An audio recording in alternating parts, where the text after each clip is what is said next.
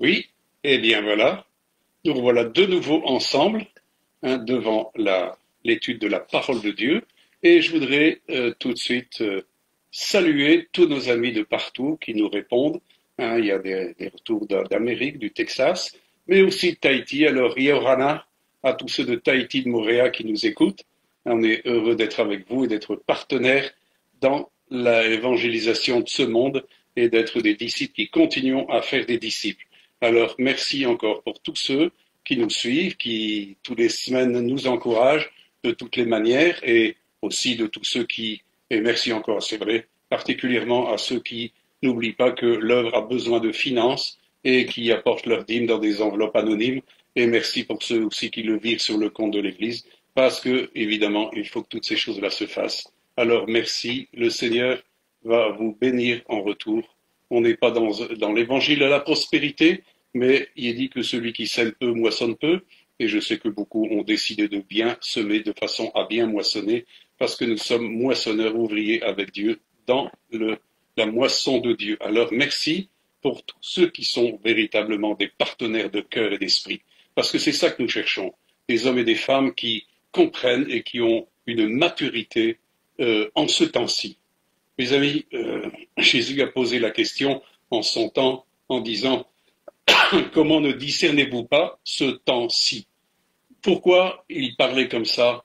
Parce que justement, il était devant des temps difficiles. Et moi, je vous pose la question, comment ne discernez-vous pas ce temps-ci? Que pensez-vous de ce temps-ci? Dieu nous demande d'avoir du discernement dans ce temps-ci. Il est impératif, il est salutaire, il est impérieux de savoir ce que ça veut dire discerner pour justement prendre des réactions qui soient susceptibles de nous aider et d'amener la victoire. Nous continuons, bien sûr, il y a interdiction des cultes jusqu'au 13 décembre, mais nous pouvons nous réunir jusqu'à 10 personnes, de manière à garder les limites, comme on dit, de mesure, tout ce qui s'ensuit, et nous pouvons donc, et nous continuons les réunions de prière, et hier nous sommes allés prier, Roby et moi, pour justement l'intercession des saints, et nous intercédions, entre autres, pour l'Amérique, pour les élections, et je peux vous dire une chose, et il vaut mieux écouter le Saint-Esprit que les médias. Le Saint-Esprit m'a dit qu'il allait faire triompher la justice. Mes amis, il n'y a jamais eu auparavant dans l'histoire des nations des fraudes extraordinaires qui ont été manigancées comme là-bas. Alors nous savons que Dieu va faire triompher parce que c'est une question de sécurité pour le monde entier. Ce qui se passe en Amérique aura des répercussions pour le monde entier. Ça sera une ouverture à la vérité, au réveil, ou alors ça sera une mort spirituelle et des jugements qui seront actifs. Mais de toute manière, sachez que nous sommes dans un temps d'accélération puissante de l'esprit. Et Dieu n'est pas en retard. Les hommes font des choses. La gouvernance mondiale veut établir déjà les structures propices à l'antéchrist. Mais Dieu est encore en train de faire quelque chose et il va faire quelque chose de très puissant. Et il va faire triompher sa justice, pas la justice des hommes, sa justice à lui. Alors mes amis, est-ce que vous êtes capables, comme Jésus l'a dit, et je reprends le texte de Luc, dans le chapitre 12, versets 54 à 57, il dit encore aux foules, quand vous voyez un nuage se lever à l'Occident, vous dites aussitôt, la pluie vient, et il arrive ainsi. Et quand vous voyez souffler le vent à midi, vous dites, il fera chaud, et cela arrive. Hypocrite. Vous savez discerner l'aspect de la terre et du ciel, comment ne discernez-vous pas ce temps-ci? Et pourquoi ne discernez-vous pas de vous-même ce qui est juste? Mes amis, le discernement est le propre, et c'est quelque chose qui appartient, en fin de compte, à des hommes et des femmes qui sont matures, qui vivent de l'esprit et qui ont un regard spirituel sur les choses et les circonstances. Ils s'accordent avec le regard de Dieu, la compréhension de Dieu, ils ont l'intelligence des choses de Dieu et ils sont dans les paramétrages de la dimension prophétique de Christ pour ces nations. Alors, Paul dira un petit peu dans les livres hébreux une dimension apostolique parce que les fondements sont établis par les apôtres. Et il dit quelque chose de très important pour notre gouvernance dans ces temps-ci. Il dit en Hébreux 5, versets 12 à 14, « Vous, en effet, qui depuis longtemps devriez être des maîtres, vous avez encore besoin qu'on vous enseigne les premiers rudiments des oracles de Dieu. Vous en êtes venus en avoir besoin de lait et non d'une nourriture solide. Or, quiconque en est au lait n'a pas l'expérience de la parole de justice, car il est un enfant. Mais la nourriture solide est pour les hommes faits, pour ceux dont le jugement est exercé par l'usage à discerner ce qui est bien de ce qui est mal. C'est là la différence entre ceux qui savent discerner et de ceux qui ne savent pas discerner, parce qu'ils tombent quand il s'agit du mal. Ils ne savent pas choisir le bien, mais ils font le mal, et sont sous des dominations, sous l'esprit de ce monde, et en fin de compte, ils ne sont pas sous la dimension de l'Esprit de Dieu. L'Esprit de Dieu, c'est celui qui conduit le véritable discernement. Salomon, dans le livre de la sagesse, disait « La sagesse a pour demeure le discernement et pour science la réflexion ». Et mes amis, je vous pose la question, avez-vous du discernement? Est-ce que vous discernez dans l'époque où vous êtes? Je rencontre régulièrement des gens qui sont dans une méprise, dans un aveuglement total, alors que nous vivons des temps très particuliers et très décisifs pour beaucoup. Alors, mes amis, comprenez, et c'est ça qui est important, parce que, comme je le disais hier, j'ai reçu ces choses de l'Esprit de Dieu, et l'Esprit parle aux églises. C'est ce que Jésus nous a dit dans l'Apocalypse 2, 17. Que celui qui a des oreilles entende ce que l'Esprit dit aux églises. À celui qui vaincra, je donnerai de la manne cachée, je lui donnerai un caillou blanc, et sur ce caillou il est écrit un nom nouveau que personne ne connaît, si ce n'est celui qui le reçoit.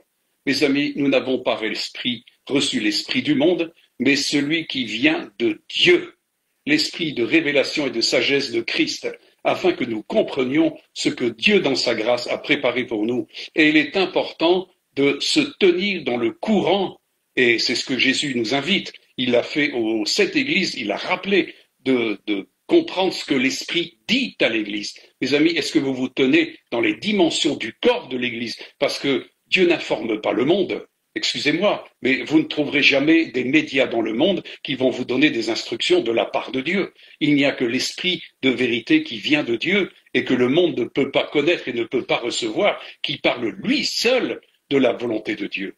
Alors comprenez que nous ne sommes plus du monde, mais nous sommes de Dieu. Et nous écoutons les choses qui viennent de Dieu. Donc il est important d'entendre en ce temps-ci ce que l'Esprit dit à l'Église, de toutes sortes de façons. L'Esprit parle énormément. Je le vois dans nos réunions du matin, combien nous sommes encouragés prophétiquement. Des paroles de connaissance, des paroles de sagesse viennent. Et c'est important pour notre temps, parce que, mes amis, sans ça, vous êtes un égaré, vous ne comprenez pas les choses qui sont en train de s'établir de la part de Dieu. Il y a une stratégie de Dieu, il y a bien une stratégie du diable, et croyez-moi, elle est en train de s'imposer d'une manière drastique partout, et les gens succombent, ils sont sous dictature, mais le peuple de Dieu est après être un peuple affranchi, qui ne marche pas sous cette dictature, mais qui marche sous l'esprit de vérité, l'esprit de liberté, l'esprit de sainteté qui nous amène à être des gens libres et ne pas être esclaves et ne pas être dominés comme actuellement le monde l'est. De toutes sortes de façons, il y a des structures qui sont là mises en place afin de dominer les nations et de les amener à être des moutons de Panurge, de façon à ce que la structure de la mondialisation puisse s'établir avec aisance et que les nations fassent tout ce qu'il faut pour celui qui va devenir leur maître. Mais nous n'avons pour maître et que comme directeur que Christ. Amen. Et nous avons l'esprit de ce directeur-là. Amen. Alors, comprenez ce que dit ce que dit Jésus à l'Église, que celui qui a des oreilles entende ce que l'Esprit dit aux Églises. Mes amis, il a dit aussi, ils ont des yeux et ne voient pas. Ils ont des oreilles et n'entendent pas. Ils ont des cœurs, mais c'est endurci et ne comprennent rien. Mes amis, nous sommes un peuple qui, en fin de compte, est le peuple de Dieu, le peuple élu, un peuple choisi, en qui Dieu met son esprit, et son esprit parle. Il parle, il parle, il parle, et pour ceux qui savent l'entendre, et pour ceux qui sont conduits par lui, il y a la bénédiction. Mes amis, on a parlé la fois passée de la publication de l'année de grâce de la part du Seigneur, et nous sommes au bout maintenant de ce temps de la grâce, et nous savons que cette grâce est en train de se terminer pour les nations. Et c'est à juste titre, parce que quand Jésus publie cela dans Ésaïe 61, et ça est repris après dans Luc et dans les autres évangiles, il dit dans Ésaïe 61, versets 1 à 2, « L'Esprit du Seigneur l'Éternel est sur moi, car l'Éternel m'a oint pour porter de bonnes nouvelles aux malheureux.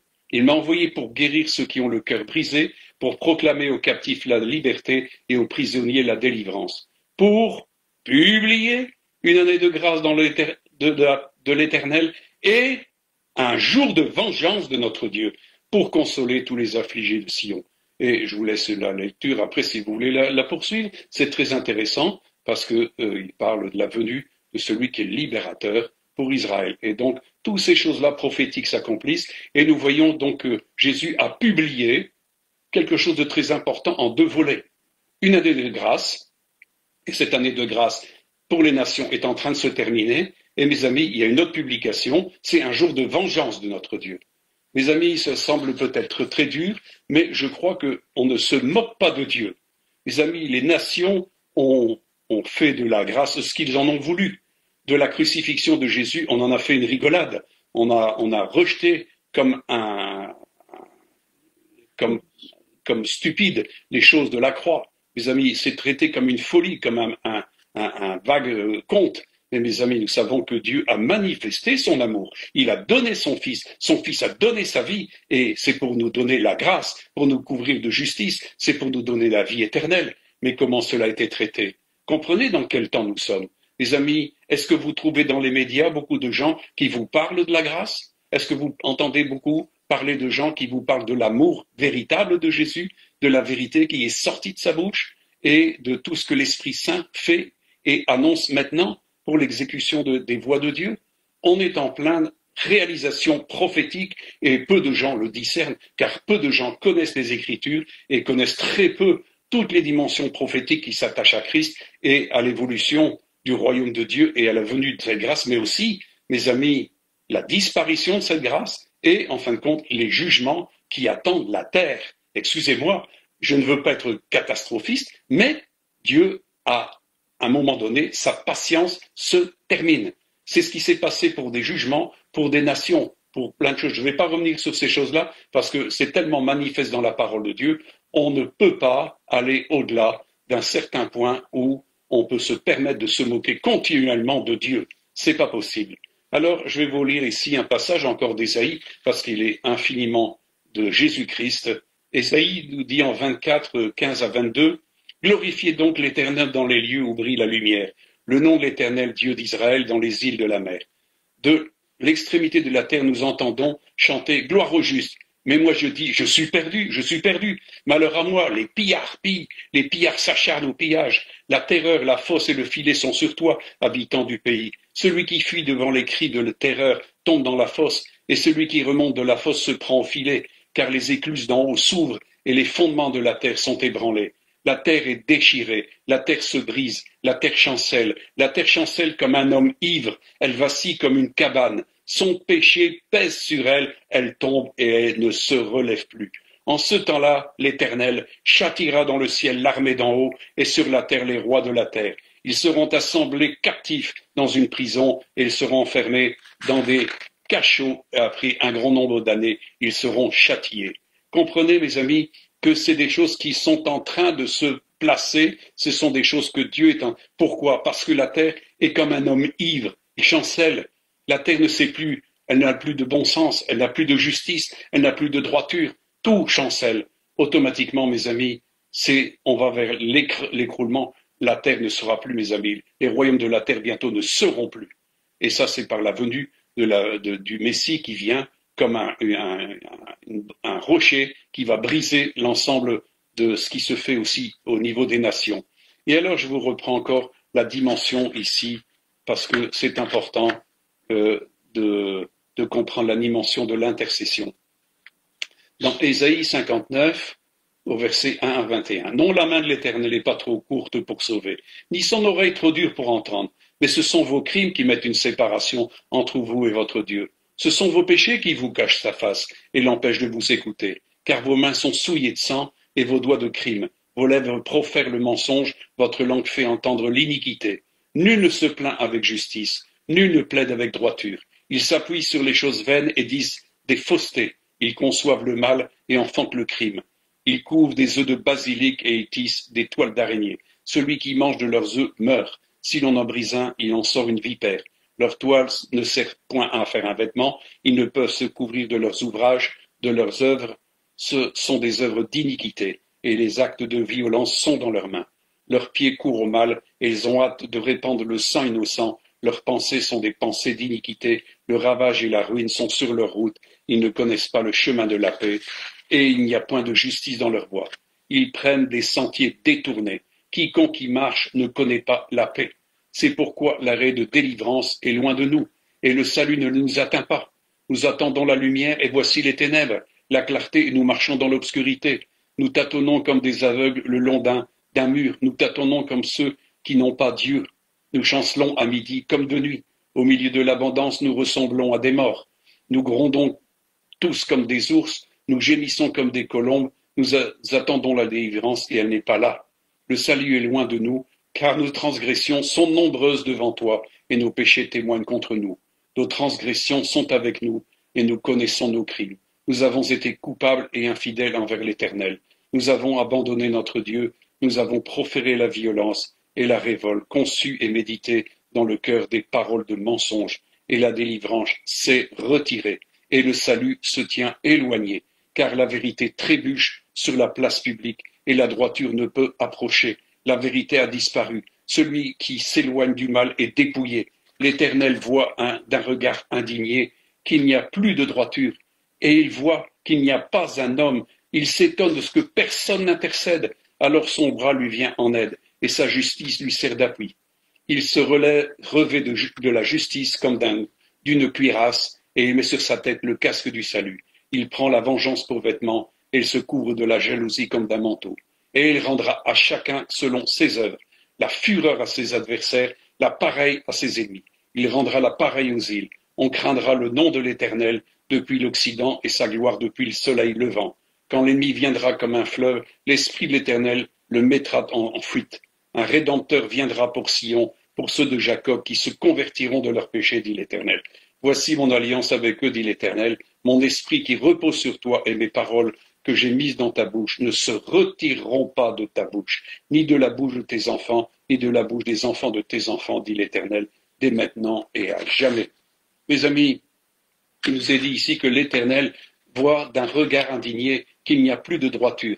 Il voit qu'il n'y a pas un homme. Il s'étonne de ce que personne n'intercède. Mes amis, l'intercession, c'était le rôle de l'Église. C'était le rôle d'Israël quand il se plaçait tous les jours devant l'autel d'or pour prier pour le peuple, pour les nations. C'est ce que Jésus avait dit, ma maison sera une maison de prière pour les nations. Et c'est ce qui n'a pas été fait, ça a été une caverne de brigands. Mes amis, de ce fait-là, cet autel a disparu alors qu'il était un autel de puissance. Cet autel était lavé, il était oint, les cornes étaient touchées du sang. Et nous savons que cet autel d'adoration, cet autel de plaidoyer, cet autel d'intercession est couvert, les cornes sont couvertes du sang de Christ pour nous avoir une intercession puissante.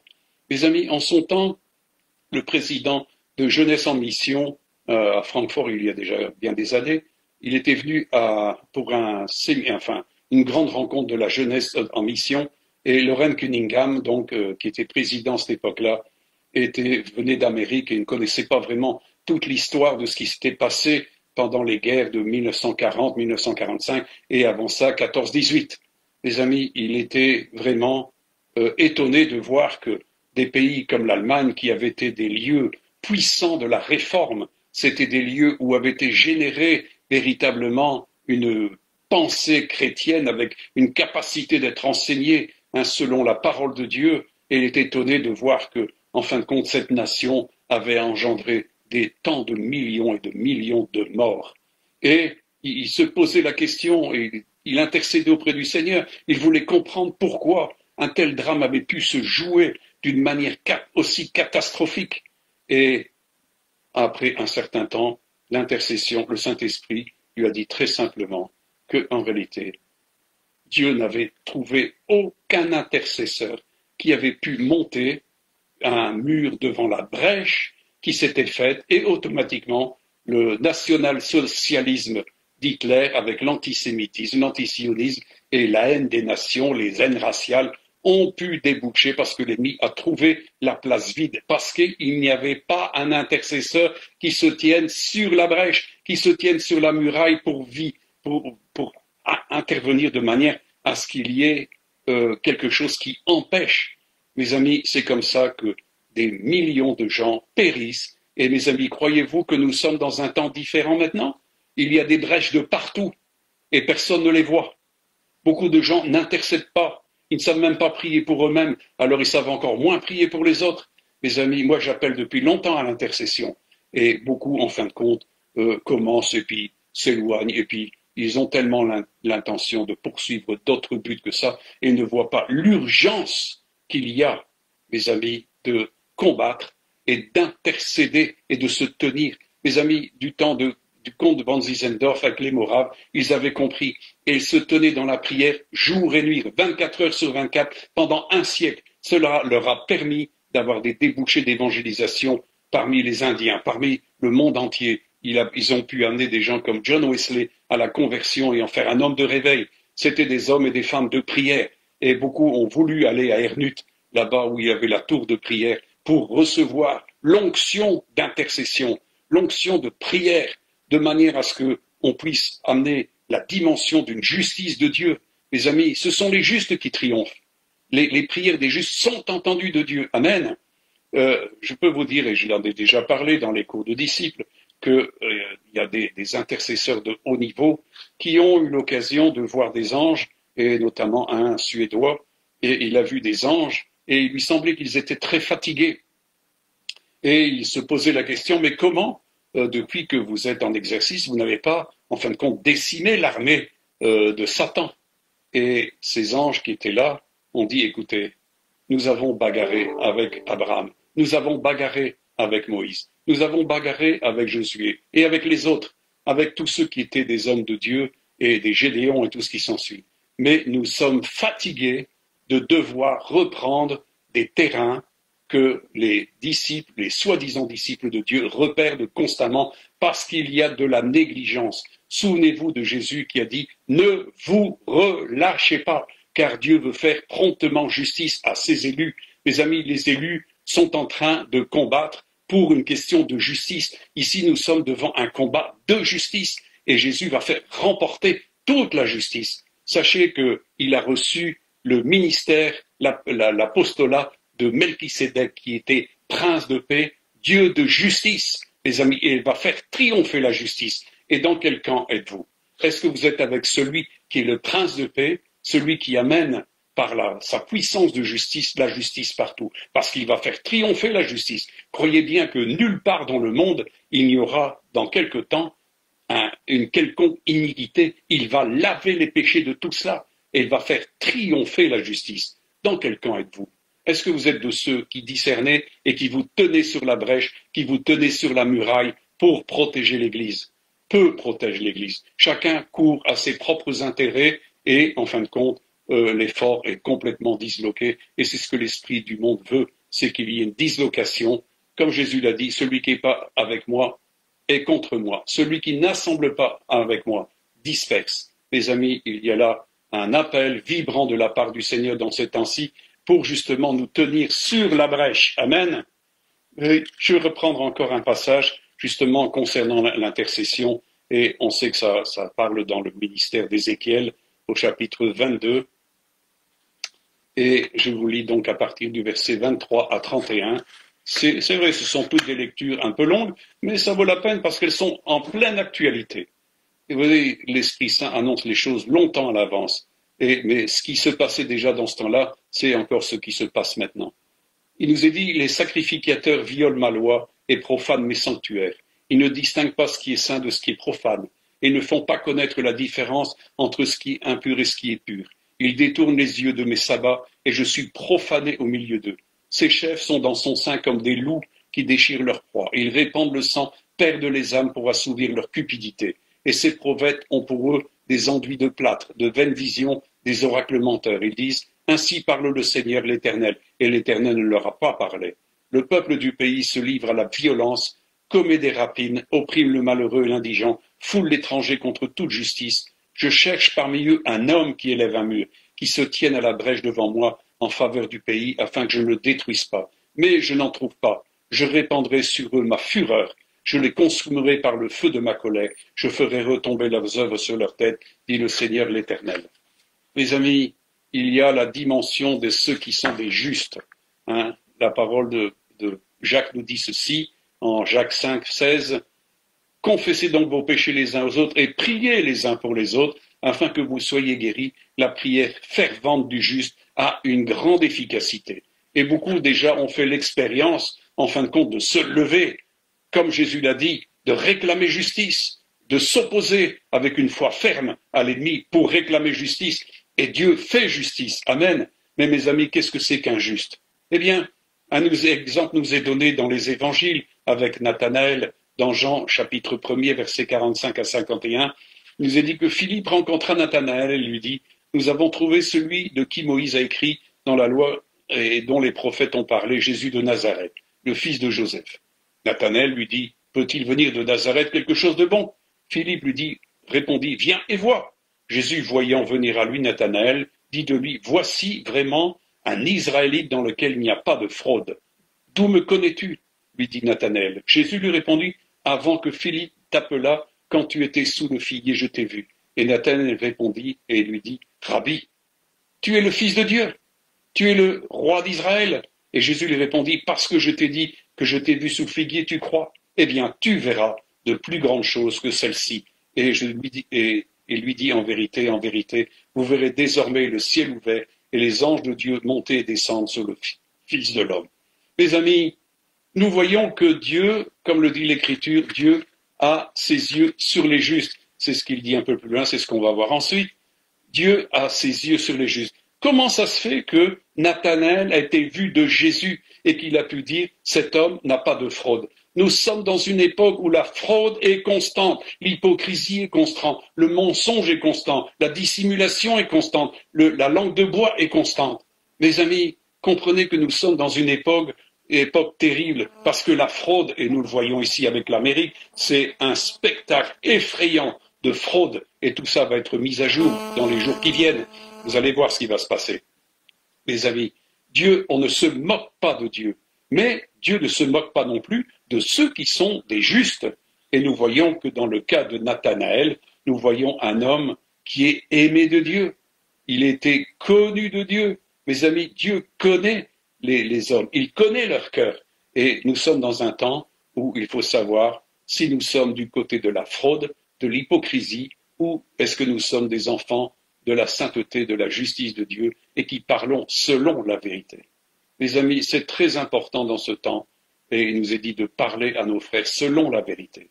Celui qui parle mal est du menteur, c'est un fils du menteur. Et mes amis, le mensonge ne peut pas se trouver dans nos bouches. La vérité doit se trouver dans nos bouches. La grâce doit se trouver dans nos bouches. L'encouragement, les choses comme cela, les choses qui viennent de Dieu doivent se trouver dans nos bouches. Et nous savons que Dieu est en train justement de regarder. Et le psaume 134 justement parle de l'attitude de Dieu par rapport aux justes. Il nous est dit que dans le psaume 134, versets 15 à 22, les yeux de l'Éternel sont sur les justes et ses oreilles sont attentives à leurs cris. L'Éternel tourne sa face contre les méchants pour retrancher de la terre leurs souvenirs. Quand les justes crient, l'Éternel entend et les délivre de toute leur détresse. L'Éternel est près de ceux qui ont le cœur brisé et il sauve ceux qui ont l'esprit dans l'abattement. Le malheur atteint souvent le juste, mais l'Éternel l'en délivre toujours. Il garde tous tes os, aucun d'eux n'est brisé. Le malheur tue le méchant et les ennemis du juste sont châtiés. L'Éternel délivre l'âme de ses serviteurs et tous ceux qui l'ont pour refuge échappent au châtiment. Mes amis, nous voyons combien Dieu regarde et nous savons que le royaume de Dieu consiste d'abord en justice, dans l'amour, dans la fidélité, dans la joie, dans la paix, que donne le Saint-Esprit. Mes amis, et nous devons rechercher la justice. Et c'est très important dans ce temps où justement la justice tout partout trébuche, la droiture trébuche, elle s'écroule tout partout, tout partout. Nous voyons des choses et nous sommes étonnés après de voir ces choses-là s'effondrer parce que, mes amis, ça ne tient pas debout pour la bonne et simple raison que les choses sont frauduleuses. Il n'y a pas c'est un tissu de mensonges, c'est un tissu d'hypocrisie. Et ça, mes amis, ça ne marche pas en ce moment-ci. Nous allons voir de plus en plus les jugements de Dieu venir sur le monde. Heureux celui qui garde les paroles de Dieu, les amis, et qui fait attention. Les amis, je voudrais un petit peu apporter des conclusions. La stratégie de l'esprit de ce monde est de disloquer le corps de Christ, qui est son Église, afin que la communion de foi, d'esprit et de révélation cesse, afin qu'il soit un corps d'armée inutilisable, privé des directives de l'esprit. Est-ce que vous avez compris ce qui se passe maintenant depuis un certain temps? On essaie de vous imposer, pour des questions sanitaires, en fin de compte, des séparations, et particulièrement pour les églises. Nous sommes privés de pouvoir ouvrir les portes de l'église jusqu'au 13 décembre, d'avoir des cultes pour tout le monde. Mes amis, nous ne pouvons plus communier ensemble, nous ne pouvons plus prendre la Sainte Seine, nous ne pouvons plus prier, nous ne pouvons plus rien faire, nous ne pouvons plus chanter. Mes amis, est-ce que vous comprenez la stratégie de l'ennemi ici qui veut nous imposer une dislocation du corps? Jésus a prié pour que l'unité soit au milieu de nous et que nous puissions être un corps d'armée, un corps qui va, avec les armes de la lumière, vaincre les armes des ténèbres. Mais ici, on retire la capacité au peuple de Dieu de se servir des armes de lumière et d'être efficace. Alors comprenez, mes amis, que ce n'est pas le moment d'être timide, d'être craintif, mais d'être hardi. Nous avons vu combien Dieu a dû trier l'armée de Gédéon et les craintifs n'avaient pas de place. Ceux qui avaient des intérêts divergents n'avaient pas de place.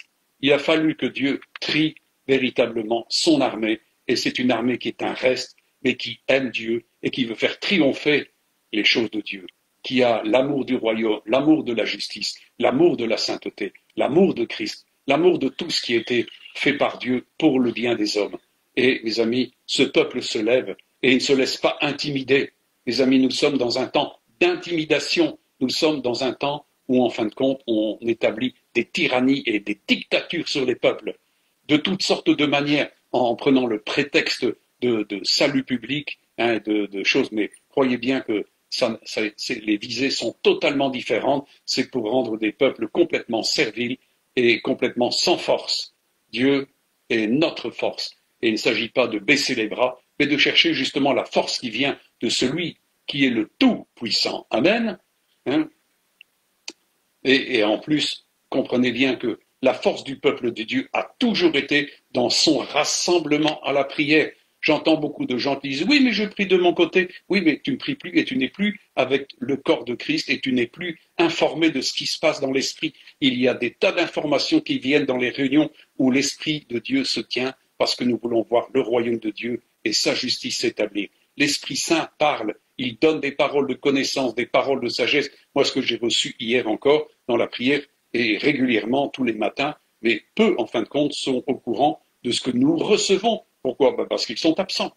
Dieu ne sait rien faire avec des absents. C'est pour ça qu'il y a toujours eu des temps de sainte convocation où le peuple se rassemblait. C'est pas pour rien que Dieu avait institué l'heure de la prière pour le peuple quand le souverain sacrificateur devait offrir les pains de proposition et le parfum sur l'autel de la prière. Et c'est là que l'ange se tient toujours pour recevoir nos prières. Mais ceux qui sont absents, on ne sait rien ajouter et c'est important d'être justement dans l'unité de l'esprit pour comprendre le combat que nous menons et que Dieu veut que nous menions avec les armes de la lumière, avec les motivations de Dieu, avec la stratégie de Dieu.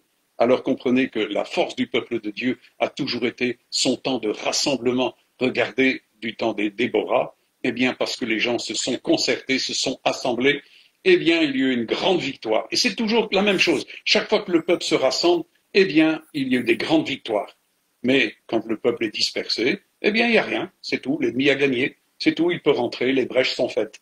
Alors nous veillons, et c'est pour ça que nous sommes toujours sur la brèche. Moi, le Seigneur m'a montré que je devais rester sur la brèche depuis le début, et je m'y tiens, et j'espère que beaucoup le comprendront.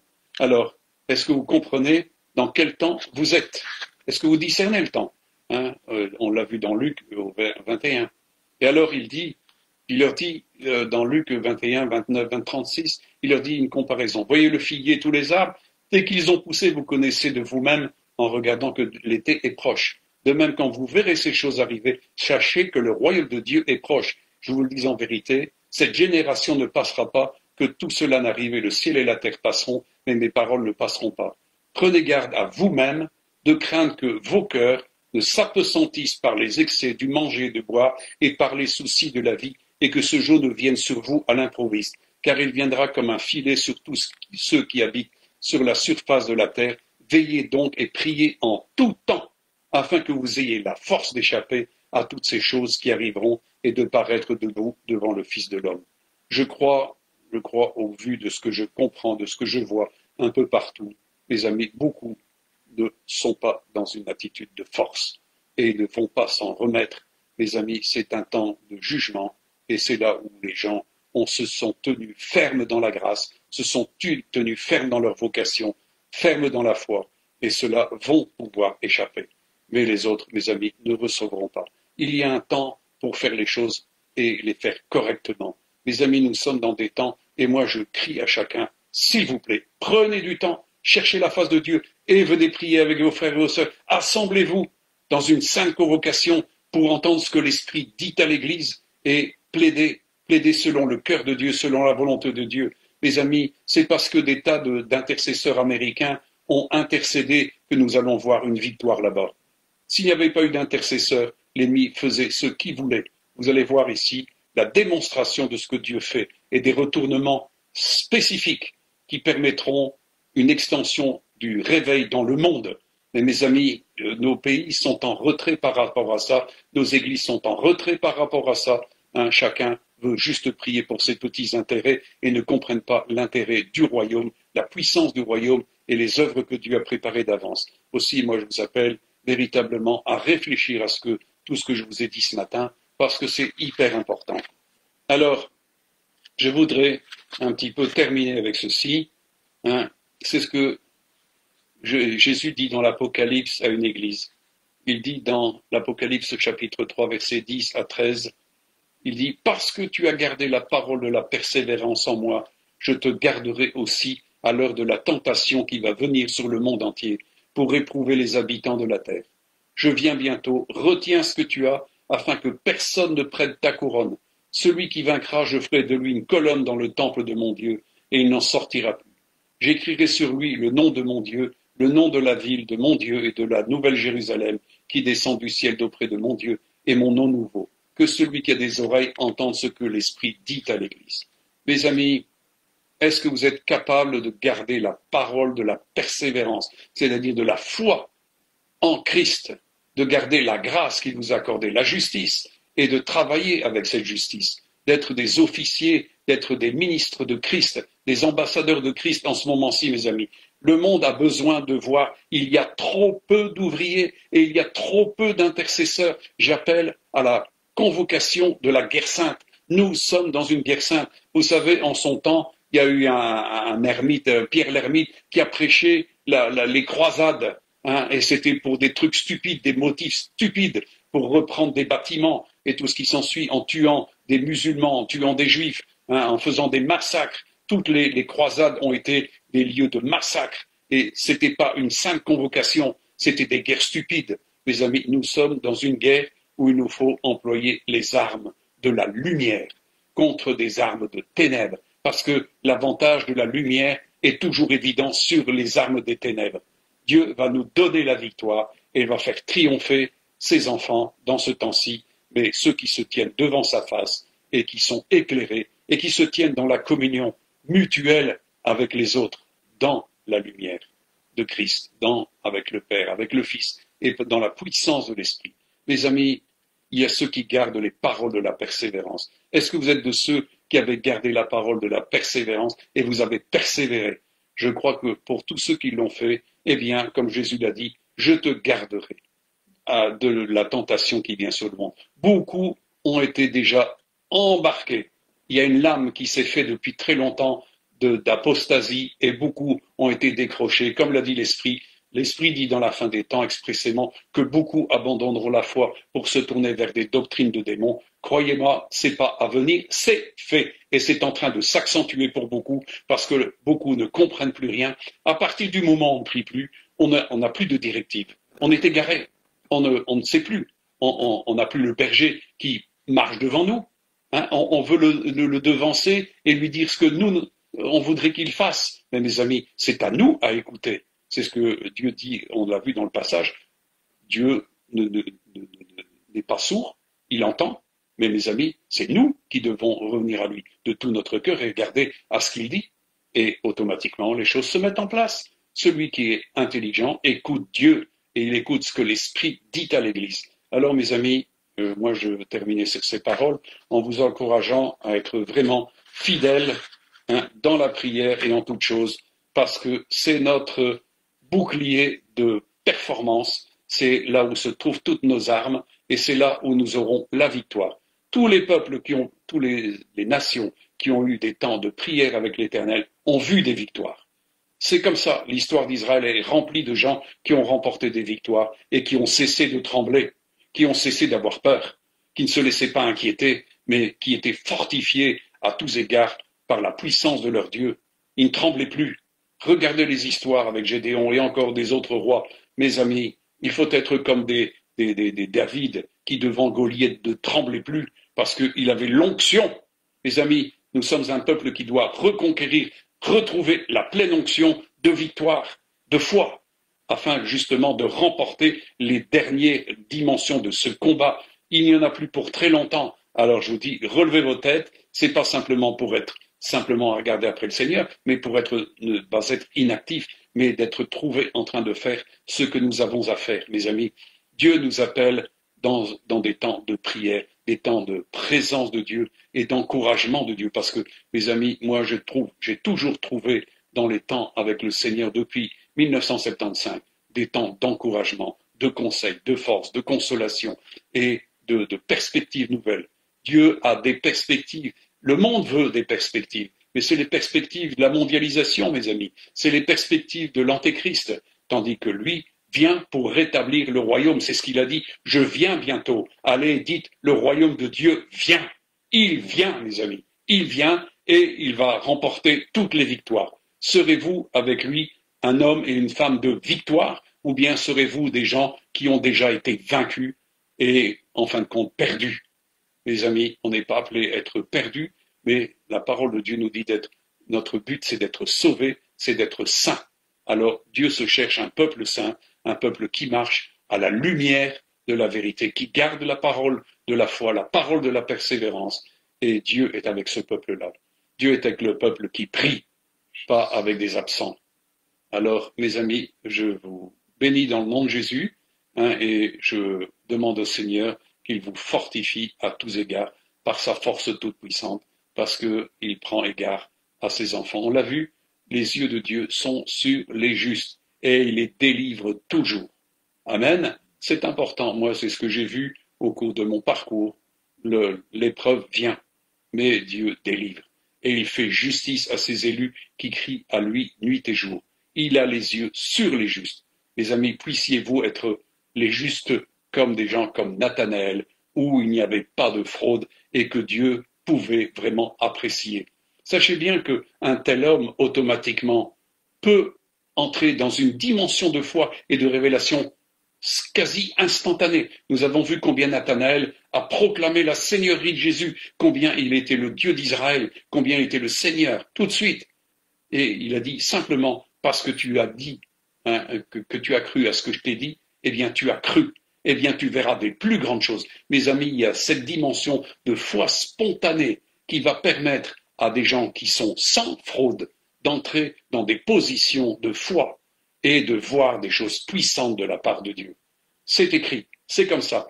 C'est ce que Jésus a dit à Nathanaël, mais il le dit à tous ceux qui ont justement des cœurs droits, des cœurs justes, où il n'y a pas de fraude, où il n'y a pas d'hypocrisie, où on parle selon la vérité, selon la justice, selon la sainteté de Dieu. Mes amis, nous devons faire la différence entre un peuple qui est corrompu, une prostituée ou la véritable épouse. Amen. Celle-là va être revêtue des œuvres de justice. C'est notre vêtement, c'est la dimension de justice. Jésus va faire triompher la justice et il veut que son épouse aussi, en ce temps-ci, triomphe avec justice. Amen. Voilà. Que le Seigneur vous bénisse tous et nous sommes à l'écoute de toute requête. Envoyez-nous vos mails si vous voulez.